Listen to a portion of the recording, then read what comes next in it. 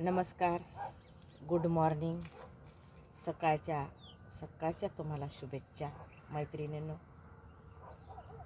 आज आपण पुन्हा भेटत आहोत. तर मैत्रिणींनो, आपण घ्यावयाची काळजी कशी आहे आणि आपण काळजी आपणच घेतली पाहिजे. आणि ती का घेतली पाहिजे, तर काळजी घेणं खरंच गरजेचं आहे. तर महिलांनो, आपण आपल्या सर्व शरीराची काळजी घेणं ही गरजेची आहेच आणि घ्यावीच लागते. आणि घेतात त्यांचं स्वागत आहे, पण ज्या घेत नाहीत त्यांना मात्र त्रास होत आहे. आणि त्रास झाल्यानंतर त्या खूप अस्वस्थ होतात. का का अस्वस्थ होतात? कारण त्यांना मासिक धर्म असतो.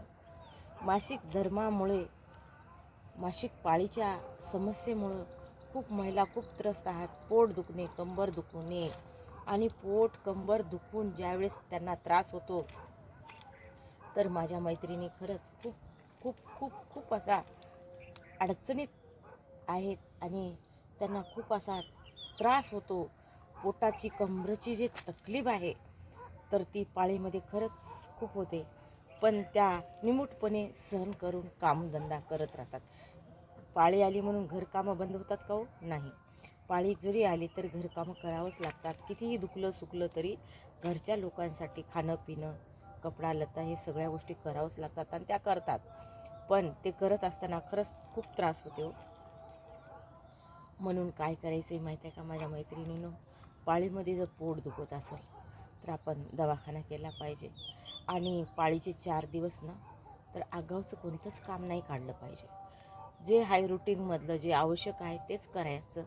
कारण तुम्हाला पाळीमध्ये कोणाला गाठी जातात रक्ताच्या, कोणाला जास्त कपडा जातो, कोणाचं कंबर पोट दुखतं आणि कंबर पोट दुखून कपडा जास्त जाऊन बाईमध्ये खरंच काहीच राहत नाही. स्त्रिया हल्लक होतात, पांढऱ्या शिपीत पडतात आणि खूप समस्या, मला तर वाटते भरपूर महिलांमध्ये ही समस्या आहे.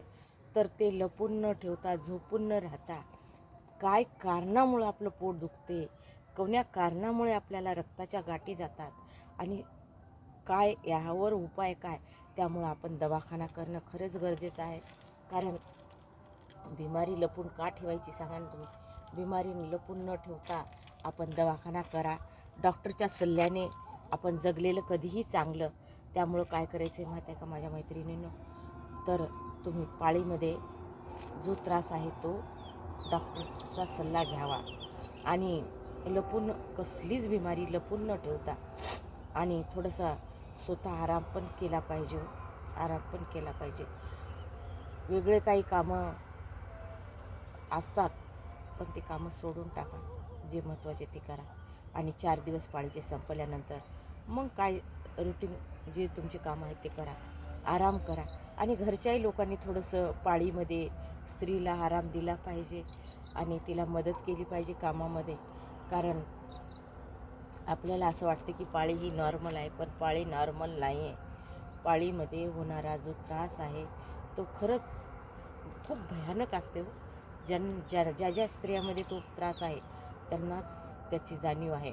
खूप त्रास असते. त्यामुळं घरच्या परिवारातल्या महिला असू द्या, पुरुष मंडळी कोणी असू द्या, पती परमेश्वर असू द्या, मुलं बाळं असू द्या, ह्यांनी थोडीशी मदत करणं गरजेची आहे. कारण ती कमजोर होते, तिला जेवण जात नाही, तिला थकवा जाणवतो, डोकं दुखतं, अंग दुखतं, पोट दुखतं, कंबर दुखते. अशा टाईममध्ये काम करावं असं वाटते का हो? पण नाही केलं तर जमते का हो? नाही जमत. मग ती झोपती. त्यामुळं परिवारातल्या लोकांनी थोडंसं सहकार्य करावं त्यात स्त्रीला आणि सपोर्ट करावा. आणि आपण पण दवाखाना केलाच पाहिजे. घाबरून जायचं नाही. रक्ताच्या गाठी पडत असतील, कंबर पोट दुखत असेल तर अजिबात घाबरून जायचं नाही. कारण हा काही शरीरामध्ये बिघाड झालेला असू शकतो किंवा काही त्रास झालेला असू शकतो. त्यामुळे दवाखान्यात जावा आणि घरच्यांची पण मदत घ्या. घरच्यांची मदत घेतल्यानंतर तुम्हाला तेवढा ट्रस्ट येणार नाही.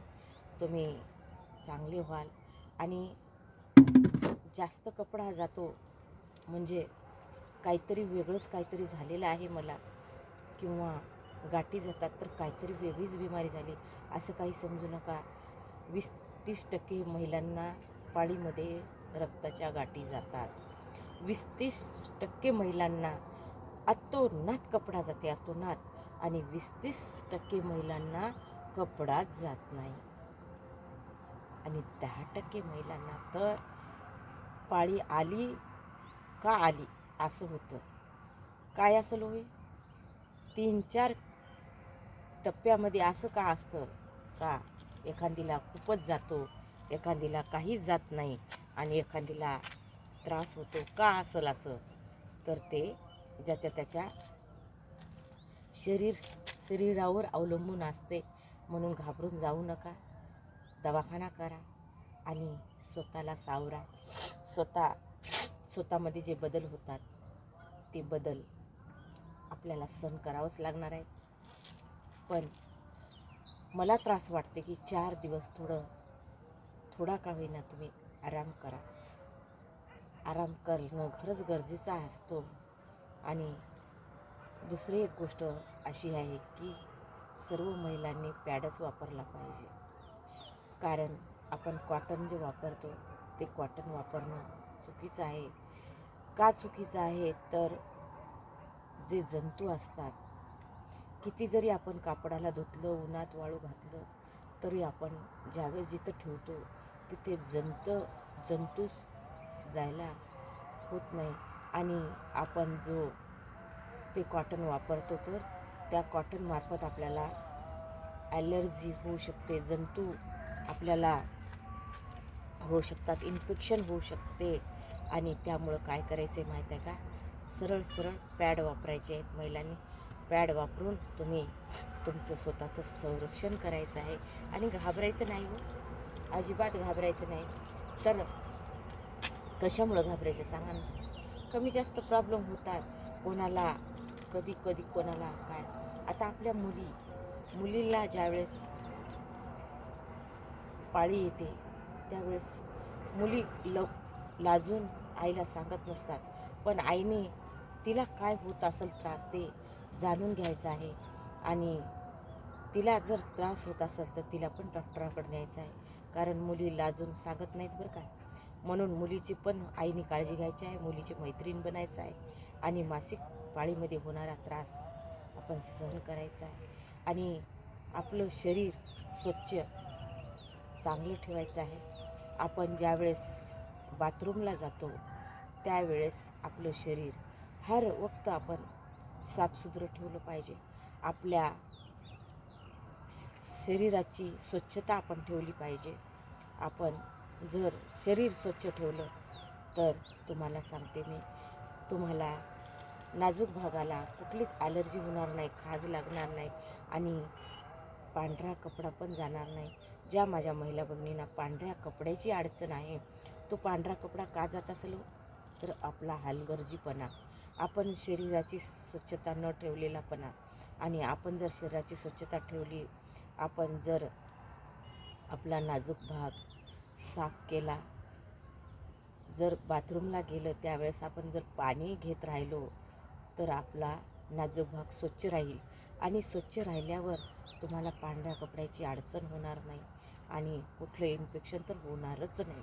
आणि त्यामुळं काय करायचं आहे, आता महिला प्रवास करतात, प्रवास केल्यावर आपण सार्वजनिक बाथरूममध्ये जातो बघा. सार्वजनिक बाथरूममध्ये खूप घाण झालेली असते, दुसऱ्या महिलांनी तिथे लघवी केलेली असते. तशा ठिकाणी तुम्ही अजिबात बसायचं नाही आहे. कारण कुठल्या महिलांना कुठला जंतूचा त्रास असेल, काही इन्फेक्शन झालेलं असेल, खाज असेल, आणि तुम्ही जर त्याच्यावर तसल्या घाणीवर जर बसला तर ते जंतू संसर्ग तुम्हाला पण होऊ शकतो. त्यामुळं सार्वजनिक ठिकाणी, घाणीच्या ठिकाणी लघवीला बसायचं टाळावे महिलांनी.